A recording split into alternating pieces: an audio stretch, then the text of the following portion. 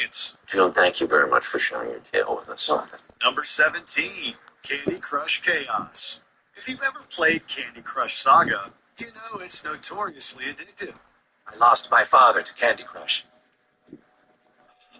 However, one Indian teacher seems to be especially attached to the mobile game. App usage records, an assistant teacher on his phone, revealed he would spend close to 2 hours a day playing Candy Crush on his phone. Play Candy Crush until you're snoring. Yeah, that's true. I love that game. Other significant portions of time in a 5.5-hour school day would be spent talking on the phone and surfing social media.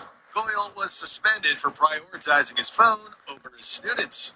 Maybe he could try teaching a class on how to play Candy Crush. Candy Crush can wait. Number 16, teaching under the influence. The first day of school can set the tone for the rest of the term, so it's good to start it off on a high note. However, Oklahoma third grade teacher Kimberly Coates went down an unfortunate path, kicking off the new school year with some alcohol. You drank something while you were here at school? Well, while I was at school When did you drink something? last night. After she was reported for exhibiting strange behavior, she was questioned and charged with public intoxication due to failing to pass a breathalyzer. We think that you drank today. Not 3 a.m. We think that you've drank since you've been at school.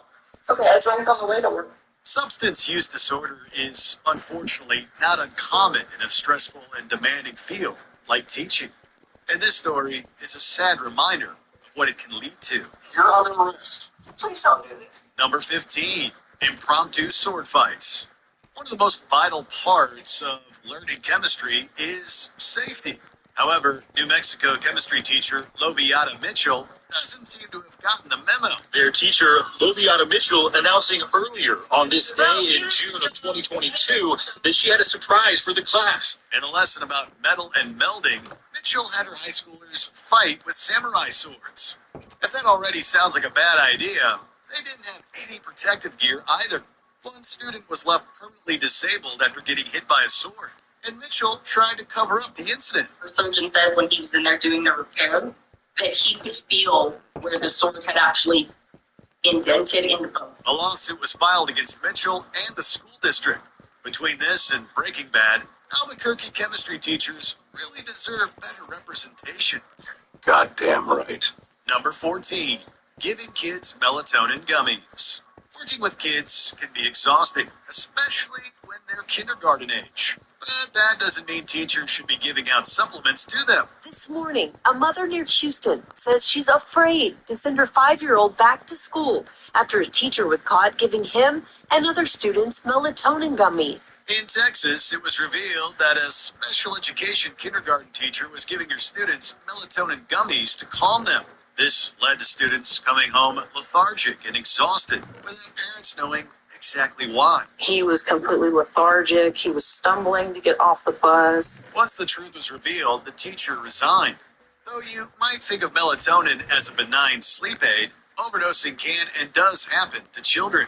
Hopefully, the parents and children alike are both sleeping peacefully after all this. The guy's local police are investigating, and that mom is calling this a breach of trust. Number 13, inappropriate turtle feeding.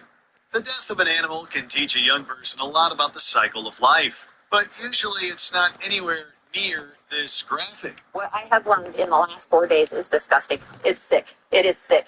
Idaho teacher Robert Crossland fed a terminally ill puppy to a snapping turtle right in front of his students. Allowing children to watch an innocent baby puppy scream because it is being fed to an animal.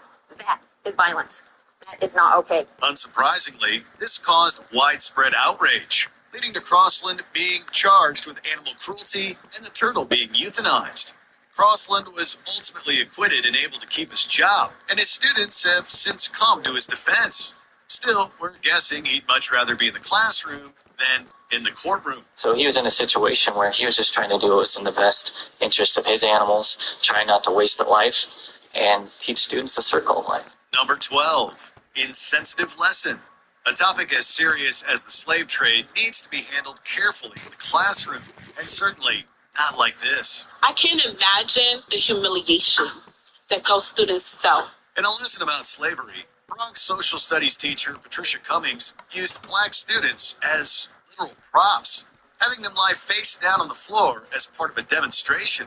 It was alleged that she had stepped on at least one student's back.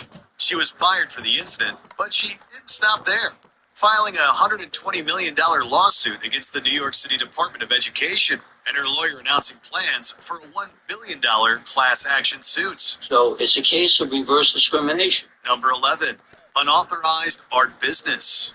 Art classes can help students to hone their creative abilities, but this Canadian teacher saw it as a way to line his pockets. They put their heart and their soul in the artwork, and they get an A, a B, a C, or a D on it, but he's getting $118 in his pocket. Quebec art teacher Mario Perron had students make creations in the style of renowned artist Jean-Michel Basquiat. And then he tried to sell them online in a store discovered by parents. Some of the price tags for these works from 96 different students were listed at over $100. It's the teacher asking for certain type of projects to be done to be able to, sell them. A lawsuit was filed against Perron and the school board for this breach of trust. As the saying goes, a picture is worth 1,000 words. And this story, even more. Students say they want an apology and want to find out if their own art found a buyer. Number 10. Would you like fries with that? There's nothing wrong with a teacher guiding troubled students with their career choices, but have a little tact while doing it. A little. Well, the teacher, or teachers in this scenario, definitely did not have tact. They just stapled a McDonald's job application to their students' failed tests or assignments and called it a day. There are actually multiple versions of the story online, so we have to assume it's a common practice for fed-up profs to encourage failing students towards the food service industry, something that's more than a little insulting to fast food employees. Now, if anyone here thinks I'm superficial or materialistic, go get a job at McDonald's. Is that so you belong? However, if it encouraged even one student to try harder, hey, maybe it's not all bad. Number 9, the sweet smell of racism. There are certainly enough tormentors in school to go around. We don't need teachers getting involved in the act too. At an elementary school in Swansea, Wales, school teacher Elizabeth Davies was in charge of a group that included a large number of Bangladeshi students. Claiming the kids constantly smelled of curry, Miss Davies made a habit of spraying them with air freshener. Her teaching assistant said she suspected Miss Davies was guilty of racism and would often smugly say that there was a waft coming in from paradise. I'm not going to dignify that with a response. As a result, she was summarily sacked. Number 8, our lips are sealed. Silence is golden, but this is ridiculous. One exasperated Florida teacher took this to the extreme, however, when she taped a disruptive student's mouth shut. Shut. And when the poor girl had to remove the tape to